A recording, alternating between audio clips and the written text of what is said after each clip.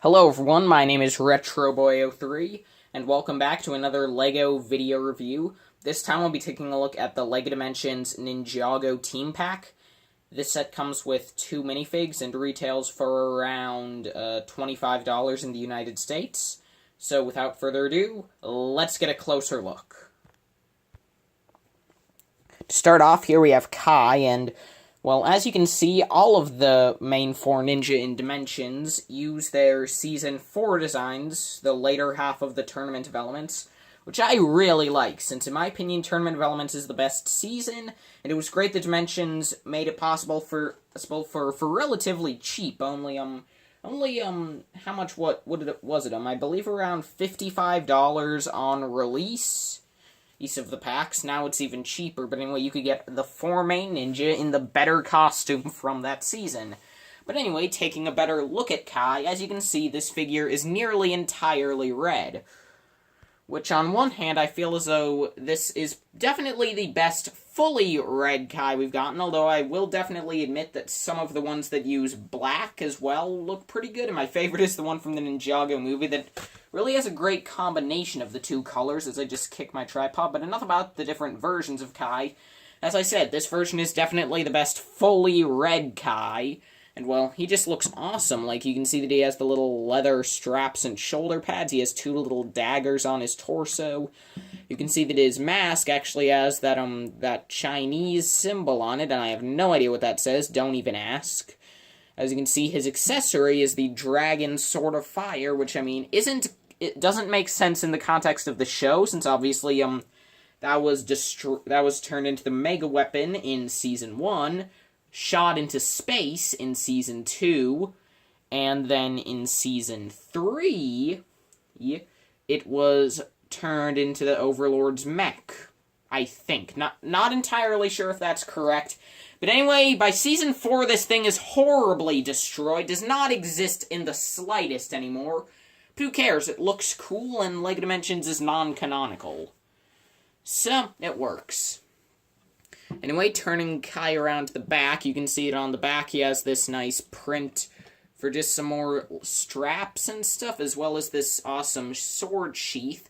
And I kind of wish that maybe this Dimensions figure came with the 3D piece that, I mean, like, I would have really liked it if this figure premiered with the one from Skybound, but obviously that wouldn't have made sense, so I feel as though it would have been great if we could have gotten just the Prince of Persia style of katana holder for this figure. I feel as though that would have looked pretty cool, even though he doesn't have any katanas to hold. I think it still would have added to him. But anyway, still feel that he looks awesome without it, and, well, if we just take off his mask and see that this figure has the standard Kai head that LEGO has used since 2011, although in 2017, they made a new one in the Biggest Hands of Time set, and now in the movie, they made a new version for the movie Kai, and now, because they're liars, that version's going to be used on all the versions of Kai. By the way, I have a separate video coming soon on my thoughts of all the character design changes they've made for Season 8 of Ninjago, so stay tuned. Anyway, on to the next figure. Never mind, because I nearly forgot to show you Kai's toy tag, which, as you can see, is the original blue coloration, and it has the Kai's symbol on the front. If I can get it to focus, you can see Kai's symbol on the front, as well as that letter on the back, and then on the sides you just have some leathery detailing. So yeah, so that's Kai, and now we'll move on to Cole. The other figure that comes in this team pack is Cole, and, well, starting off, you can see that this is Cole's toy tag, which looks pretty nice. It's pretty much the same structure as Kai's, as I bring it back in here, with the symbol on the front, letter on the back, and then just some leathery detailing. I don't know, I don't think that's the word I'm looking for, it's more like, I don't know what to call it, but yeah, you see it, you know what I'm talking about. Anyway, you can see that Cole's weapon, just like Kai's, makes no sense, because it's the the Scythe of Quakes.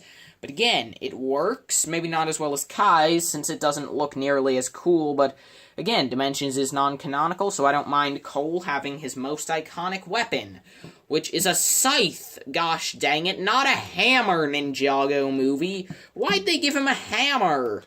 I mean, like, I'm gonna have more to say about this with Zane later down the line, because seriously, like, again, future video coming up. Why did they make these changes to the show when the movie and the show are separate continuities? But, anyway, enough about my anger about that. By the way, I'm not saying Season 8's gonna be bad, I'm just about the character design changes. Don't hate in the comments. But anyway, you can see that just like Kai, he looks pretty nice. He has the belt in gray. The strap details are pretty similar, although he does have one much larger dagger here. He has a little pouch on the belt. This is his back printing, which I think, is it actually the same? I think it might actually be the same between the two. No, it's slightly different. Cole has some ropes, but it's very similar printing on the back. And, well, as you can see, Cole uses his original face print from seasons 1 through 5, so that's nice, and since this is still on the market, this is currently if we're not including the Temple of Air-Jitsu, I believe this is the last set on the market where you can get the original Cole head in. So yeah, make sure to get this set if you want the classic Cole head, as well as, again, Dimensions is great for all the Zukin Ninja. Anyway, so basically, yeah, that's Cole. He has the letter on his mask again, just like Kai. So he's a pretty cool figure. Now let's get on to the builds. Starting off our first set of builds, here we have the Blade Bike, which in the show is called the Blade Cycle, so I don't know why they called it the Blade Bike here, but it's actually a pretty awesome build. Like, you have these slope pieces in the back, it does go on 2 wheels. You have these you have these slanted pieces on clips towards the front, which looks nice. You have this piece, you have the sword sticking out, which kind of gets the blade aspect. You have the fire sticking out for the fire aspect, and just like, so it's actually very accurate aside from the name. And, well, and as you can see, it's actually sturdy enough where it can roll, even though it's only a 2-wheeled vehicle. Which I really like, because it's actually very broad as a build. Like, as you can see, it's a pretty wide build, and that definitely helps, along with the fact that, obviously, the parts are so close to the wheels that if it does topple over, it just kind of stays right up anyway. So then our other build is the Boulder Bomber. Not the Boulder Blaster, the Boulder Bomber. Like, seriously, how'd they screw up these names? This one was still on the market! I mean, like, the Blade Cycle makes sense, it's from 2012, but this one was still being sold in stores! Heck, it's still at my Walmart! But anyway, it's still a nice build, again, despite the name. These are actually pretty good. You can spin the barrel at the front, and I kind of wish that maybe they put the binoculars close together and dropped the cone at the front so it would look a bit better, but I'll just show you how to do that in a second. But anyway, you can see that the cockpit is pretty nice. You would expect it to just be a cheese loaf, but they actually continued it back, which looks nice. You have these 2 knives. You have that little red light for an engine. You have this fin. So yeah, that is the Boulder Bomber, and now give me a sec to show you how to quickly change it up to make it look slightly more accurate to the show. Okay, so now to show you how to change the Boulder Bomber to make it look better, first you remove the barrel, these 2 clips with a golden knife, and this red stud that's used for the engine. Then you take apart the barrel and just put the binoculars around the Travis brick, stick them on. The cone goes on at the back, then you just stick the red stud on there. And then for these pieces, you put 2 of them underneath, and the other 2 go right here and here on the wings to create some more, like, magma detailing, and, well, you didn't really have to take off the knives after all. But yeah, so here we have a slightly more accurate Boulder Bomber. So yeah, now let's move on to the next builds, those being the Flying Fire Bike and the Boulder Blaster. Hey, wait a minute.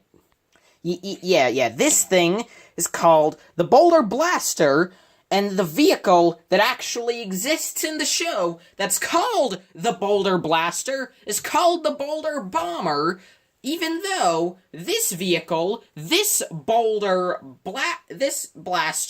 actually bombs things.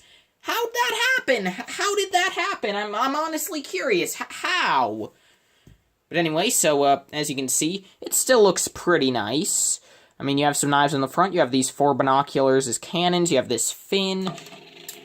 I just broke one of the binoculars off, but just looking at it without that, you can see that the engine has some nice detailing to it. I like the use of the gear back here, and yeah, I mean, you have some nice shaping up front. Like, again, not perfect, but it's still good. Just the name bugs me. And here we have the Flying Fire Bike, which, as you can see, 2 katanas on the front, flames at the back. Pretty simple build, but it works. So now, let's get on to the last builds, those being the Blades of Fire and the Cyclone Jet. So here we are with our last set of builds. Starting off, here we have the Blades of Fire, which is another form of motorcycle that flies. It's very interesting. In-game, it actually shoots off these katanas as weapons, so that's cool. I mean, overall, yeah, it just looks very strange, but also experimental. I don't mind that it's strange at all. It looks cool. It looks like something we might see from Ninjago. Like, maybe if it was a full set, maybe these parts would form out to become wings? I don't know, just a thought. Or maybe these would fold forward to put it into attack mode. Like, I don't know, I can just imagine a few different ways this could work out as a full Ninjago set. Our other build is also pretty good. Here we have the Cyclone Jet, so thankfully not a confusing name this time. You can see that it has these nice propellers at the front, which just use these knife pieces, which I think is a pretty good usage. You can see the binocular pieces used once again as cannons, but here we have a few in the back in kind of a different way than we've seen before. This time the cockpit is shorter, just a single cheese slope, but honestly I don't mind that for a third build. If I have one problem is that this fin back here looks incredibly awkward, so that's definitely an issue. But yeah, other than that, I feel as though both of these builds are pretty good. So yeah, so now let's go on to the final verdict. So, overall, would I recommend the LEGO Dimensions Ninjago Team Pack?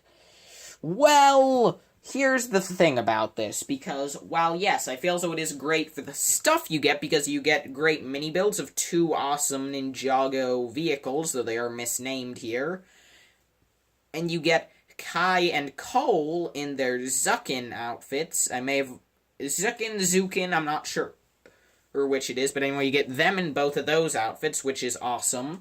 So it's great in terms of the physical stuff, but in-game, I mean, the thing with a lot of Team Pack is that they unlock, they unlock exclusive worlds. Like, we saw that was with Jurassic Park, Scooby-Doo, Harry Potter, originally when it came out, Gremlins, Powerpuff Girls, never mind. So maybe not, now that I think about it, maybe not as many as I thought. But anyway, so the thing is that this one, there are like 5?